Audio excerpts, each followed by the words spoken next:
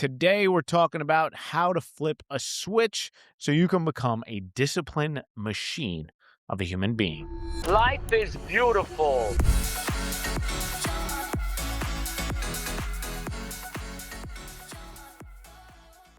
So we had to have a little bit of a tough conversation in this office the other day, Nicholas. You know what I'm talking about? No, what are you talking about? You know what I'm talking about. You know what I'm What are you talking talking about? You know what I'm talking about. Um, okay.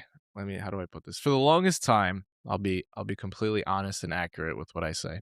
For some time now, I have been feeling like my motivation at work has been at elite levels. Like I've never been more motivated in my entire life. And I think it's because I'm at this stage in my life where I want to start a family soon. And like that's always burning in the back of my mind that I need to build this business so that I can provide for my family. And for the longest time, I've been trying to tell you, Nick, that like you need to dial in with me. Like we have a family to provide. Like why does that not motivate you the same way it motivates me? And then we realized that you have your own button and everyone has their own button that if pushed unlocks some sort of rocket fuel, unlocks like the machine within them that Yeah. even if they're hungry, tired, sleepless, they can tap into this one button that will Yeah. get them through it. And we discovered that your button had been dormant for a really long time. And we reawakened the giant within, as Tony Robbins would say. So I will let you talk about what I am talking about. Yeah. And by the way, I just want to make a caveat. It's not that Nick did not care about providing for his family. Yeah. He did. That was a motivating force. But it wasn't his button. Yeah. It wasn't the deep button. We all have like an edge Exactly. that we can tap into. And I think for the longest time, you were just trying to project your edge onto me. Yep. And it wasn't working. And like you said, it's not that I didn't care about providing for my family, but it wasn't the thing that like really juiced me up. Mm-hmm.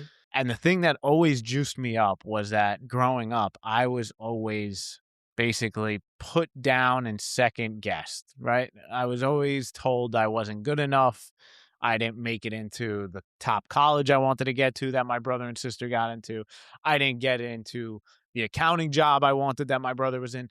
So I was always Also in football. That was in another football. story. I was told I was a kicker guy my whole life, and then I had to prove them wrong. So a lot of my motivation came from proving other people wrong. These people that told me I couldn't do it, I had to show them that I could. I think it's And because you faced a lot of rejection in your life, like in your 100%. early years. A lot of you were rejected from the university that your brother and sister got accepted to. You were rejected from the football team for a position you actually wanted because they thought you were better suited for this kind of little known position as the kicker. You were just constantly being rejected. You were rejected from the what's the class that like the honors classes. Like, you eventually did it in high school, but in your early years, you all the rest of your siblings got into like honors classes, and you were rejected from that too. So it was this. But then I think back to like as I reflect over my life, it's always been the catalyst. The rejection has always been the catalyst for my comeback or my come up,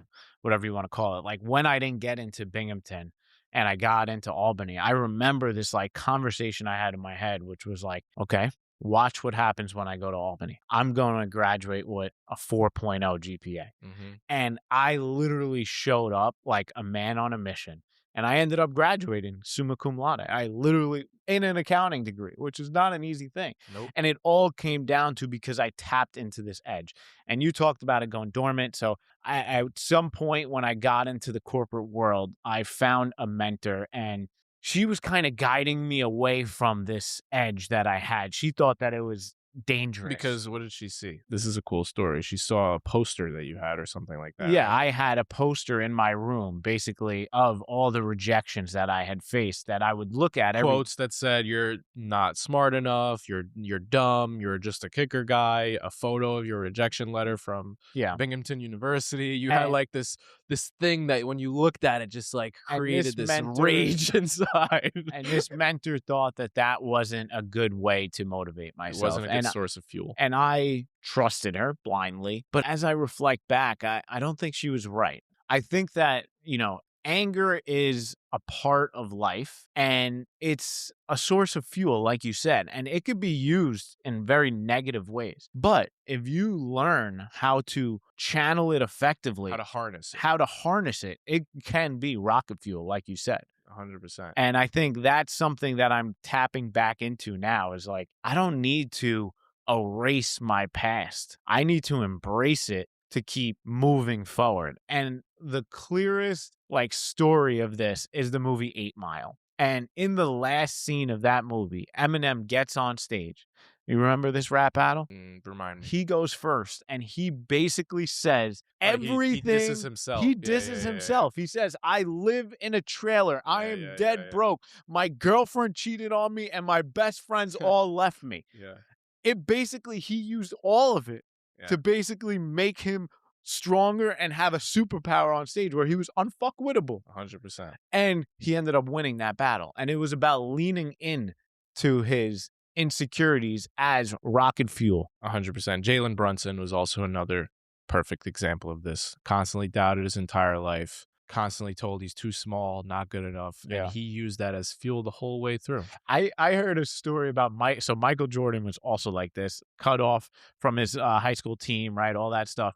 But he was such a competitor and believed in this so much that sometimes he would actually make up stories about other people saying things Yeah. about him Yeah. as fuel. And I think that's the caveat here. We are not saying to like use this as your primary fuel source. It's more so like if you can reach this level of awareness inside your own mind that these insecurities are in there, right? It's acknowledging that they are insecurities, but like using your own insecurities to your advantage is like a masterful emotional intelligence skill, in our opinion, at least. You can feel free to disagree with that, but I think that this episode was worth making because So it was a wh- huge breakthrough for Yeah, you. what's the call to action for people listening?